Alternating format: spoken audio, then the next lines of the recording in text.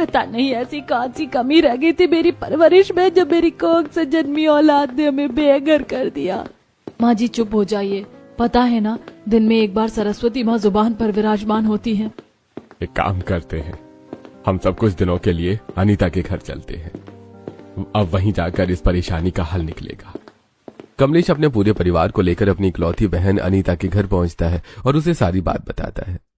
तभी तो मैं कहती थी भैया कि लड़की को इतना मत पढ़ाओ लिखाओ, देखो उसने ही आपको बेघर कर दिया ना।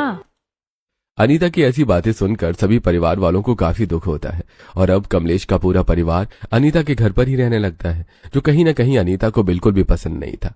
इसके चलते अनीता पूरे परिवार वालों से नौकरों की तरह घर के सारे काम करवाती है। ये क्या, तुम दोनों भाई बहनों ने मिलकर अभी तक 4 जूते भी साफ नहीं किए? जल्दी जल्दी हाथ चलाओ।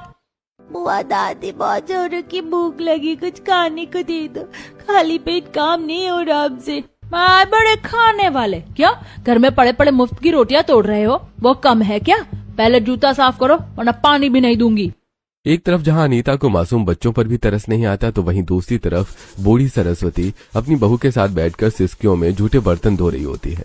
पहले तेरी बेटी और अब मेरी बेटी, बेटियों की इन हरकतों को देखकर मुझे तो बेटी जात से ही नफरत होने लगी है। सिर्फ 2 वक्त की रोटी के लिए हमें कितनी मेहनत करनी पड़ रही है। 2 रोटी भी अनीता पूरे घर वालों से नौकरों की तरह काम करवाकर और उन्हें भर भर के ताने देकर देती थी, जिसे देखकर अनीता का पति मनोहर, अरे वो तुम्हारे परिवार वाले हैं, तुम उनके साथ ऐसा बर्ताव क्यों कर रही हो? अरे हाँ, तो कौन सा गलत कर रही हूँ? भाई तो बहन के घर का पानी भी नहीं पीते और यहाँ देखा आपने पूरे परिवार के साथ बैठकर मुफ्त की रोटियां तोड़ रहे हो, तो क्यों ना करवाऊं मैं घर के काम? अनीता की सारी बातें कमलेश सुन लेता है, जिसके बाद वो अपने परिवार को लेकर अपनी बहन के घर से निकल जाता है। वहीं बाहर 45 डिग्री की चिलचिलाती धूप में सभी की हालत इतनी खराब हो जाती है कि छोटे राजू और कमलेश की नाक से तो अब गर्मी के मारे खून ही निकलने लगता है। आसपास जल्दी से कहीं पानी ढूंढो वरना ये खून रुकेगा नहीं। राघव इधर से उधर होकर पानी ढूंढने लगता है कि तभी शीतल को थोड़ी दूर चलने पर ही एक पानी का झरना दिखता है। हमारे गांव में पानी का झरना भी है और मुझे पता ही नहीं। शीतल जल्दी से सबको आवाज देकर पानी के झरने के पास बुलाती है। उस झरने के ठंडे ठंडे पानी की वजह से 45 डिग्री की धूप में भी पूरे परिवार को थोड़ी देर के लिए शांति मिल जाती है। वहीं झरने से थोड़ी दूर पर ही एक बहुत बड़ा पेड़ भी था, जिसकी छांव में सब जाकर आराम करने लगते हैं। यहाँ कम से कम थोड़ी देर सुकून तो मिला, वरना गर्मी में चलते चलते तो हालत खराब हो गई थी। इस पेड़ की छांव और झरने की वजह से यह काफी ठंडक है। लेकिन अगर मैं गलत नहीं हूँ तो ये तो वही पेड़ है ना जिस पर तकरीबन 40 साल पहले एक लड़की ने लटक कर आत्महत्या कर ली थी। कहते हैं उसकी आत्मा यहीं आसपास घूमती है, इसीलिए तो इतनी ठंडी जगह होने के बावजूद भी गांव का कोई आदमी यहाँ आता नहीं है। क्या कहा? आत्मा? माँ इसका मतलब यहाँ भूत है? मुझे बहुत डर लग रहा है, कहीं वो भूत मुझे खा तो नहीं जाएगा। अरे नहीं बेटा, भूत वगैरह कुछ नहीं होता, दादी जी तो मजाक कर रही हैं। अब भूत हो या चुड़ैल, आज की रात तो हमें यहीं गुजारनी है, वैसे भी कुछ देर में अंधेरा हो जाएगा, कहाँ जाएंगे हम? पेड़ की ठंडी छांव के नीचे बैठकर पूरा परिवार अब आराम करने लगता है और देखते ही देखते अंधेरा होने के साथ साथ उन सब की आंख लग जाती है। आसपास के ठंडे वातावरण की वजह से सभी गहरी नींद में सो जाते हैं कि तभी तेज हवाओं की वजह से पेड़ की एक डाली टूटकर नीचे गिर जाती है, जिसकी आवाज से सरस्वती चिल्लाते हुए उठती है। कंचन देखा, यहाँ चुड़ैल जरूर हम लोगों को यहाँ से भगाने के लिए आई है। सरस्वती की आवाज सुनकर घर के बाकी लोग भी उठ जाते हैं। वहीं जब शीतल उस टूटी डाली को देखती है तो दादी जी आप भी ना, तारा और राजू से ज्यादा तो आप डरपोक हैं। अरे किसी चुड़ैल की नहीं बल्कि इस डाली के गिरने की आवाज थी। शीतल की बातें सुनकर ऐसे माहौल में भी सबकी हंसी छूट जाती है। इसी तरह रात से सुबह होती है और शीतल और बाकी घर वाले वहाँ काफी देर तक बैठे होते हैं। इतनी गर्मी में भी यहाँ का पानी कितना ठंडा है ना, मेरा तो पानी से बाहर निकलने का मन ही नहीं कर रहा। चलो तारा हम लोग पकड़म पकड़ाई खेलते हैं, देखता हूँ मैं तुम्हें, तुम मुझे पानी में कैसे पकड़ती हो।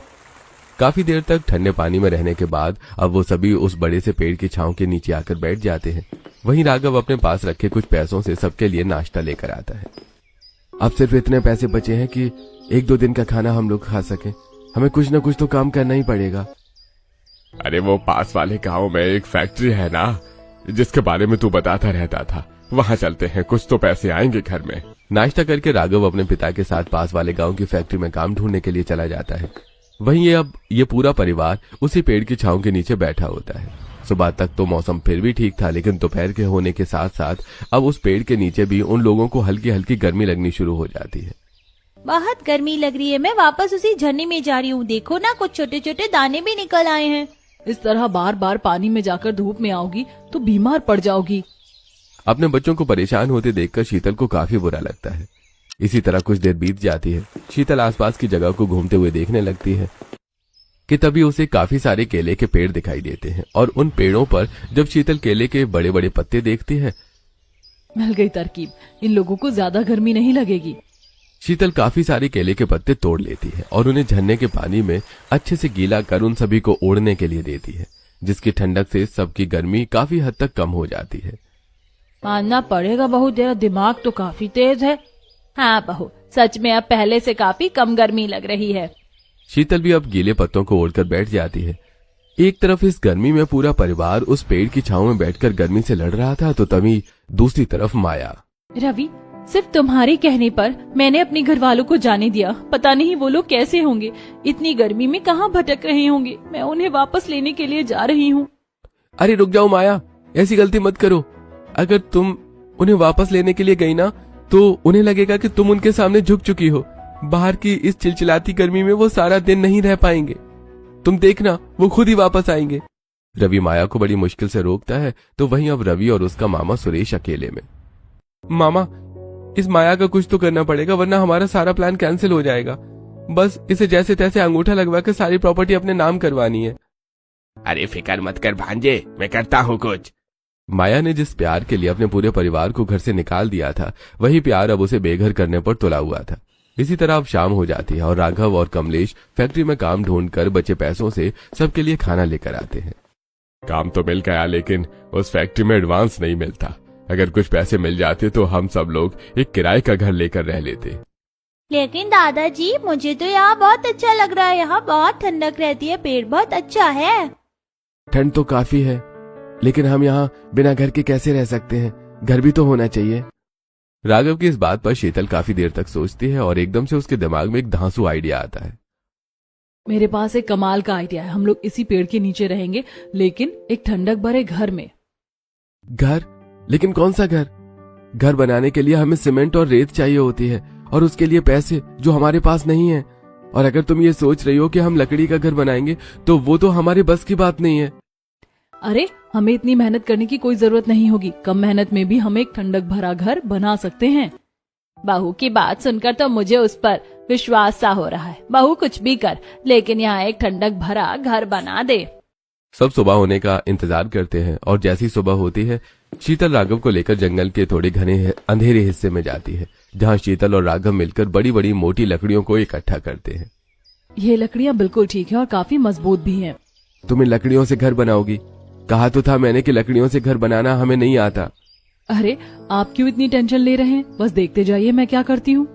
राघव उन सभी लकड़ियों को उस पेड़ की छांव के नीचे लाकर चारों कोनों पर अच्छे से जमीन के अंदर गाड़ देता है। तो वहीं दूसरी तरफ शीतल अपनी सास के साथ मिलकर ढेर सारे केले के पत्ते और पुराने पेड़ों पर लटक रही बेलों को तोड़कर लेकर आती है। अरे बहू, तू ये इतनी सारी बेले और केले के पत्तों को तोड़कर क्यों लाई है? भला ये घर बनाने में क्या काम आएंगे हमारे? मेरी दादी, इनका ही तो असली खेल है, बस आप देखती जाइए।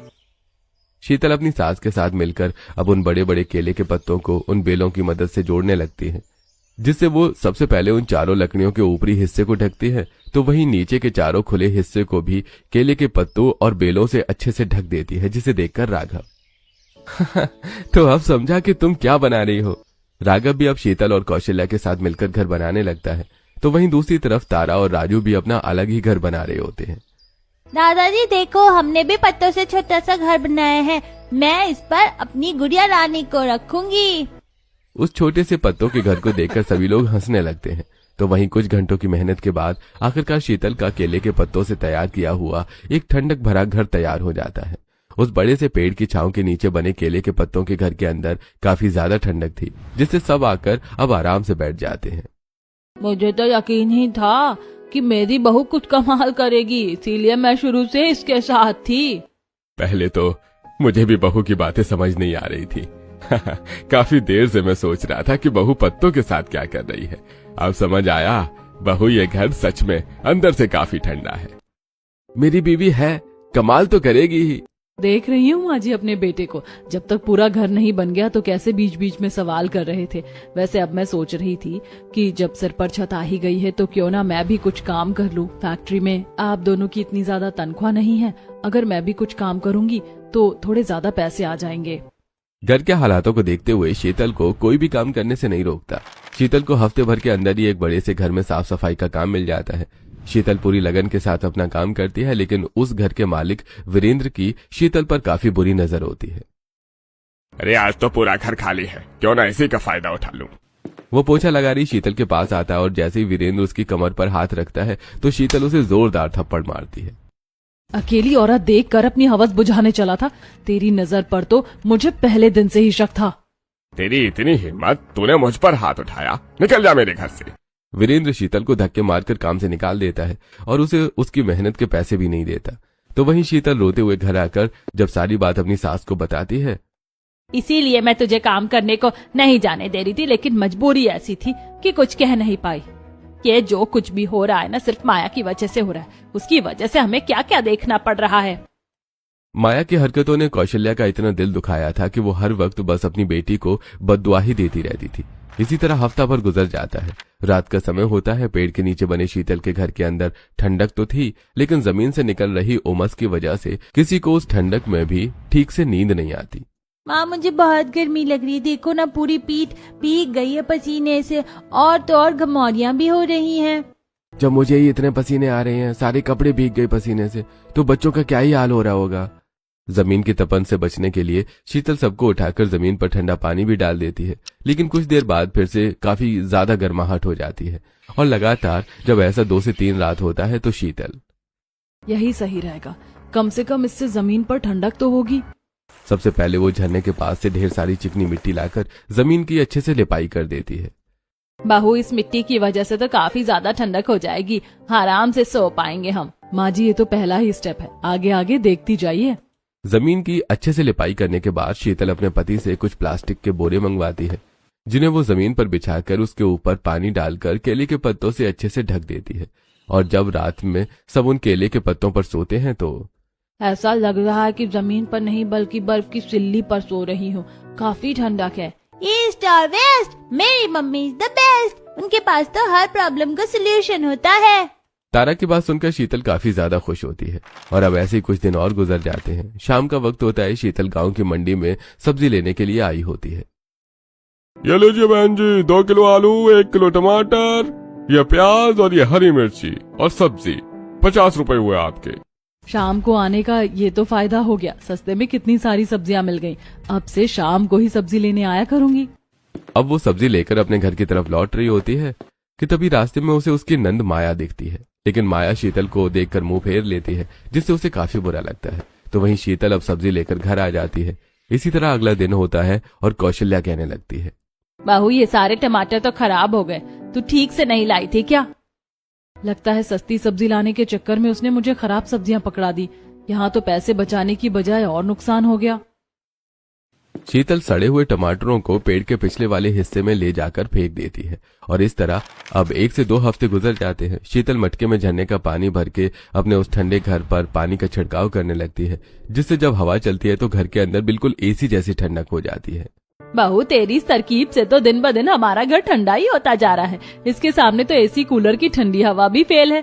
बाहर चल रही गर्म हवा भी अंदर ठंडक बनकर आ रही है। यहाँ अच्छा तो लगता है, लेकिन सुकून तो मुझे अपने घर में ही मिलता था। पता नहीं हमारे घर पर अभी क्या हो रहा होगा, कैसी हालत होगी, साफ सफाई हुई होगी या नहीं। सरस्वती की ऐसी बातें सुनकर कौशल्या की आंखें नम हो जाती हैं। तो वहीं शीतल को भी काफी बुरा लगता है। इसी तरह 1 से 2 हफ्ते और गुजर जाते हैं। तारा और राजू उस पेड़ के नीचे पकड़म पकड़ाई का खेल खेल रहे थे। पकड़ो मुझे पकड़ो, आज मैं तुम्हारे हाथ नहीं आऊंगी।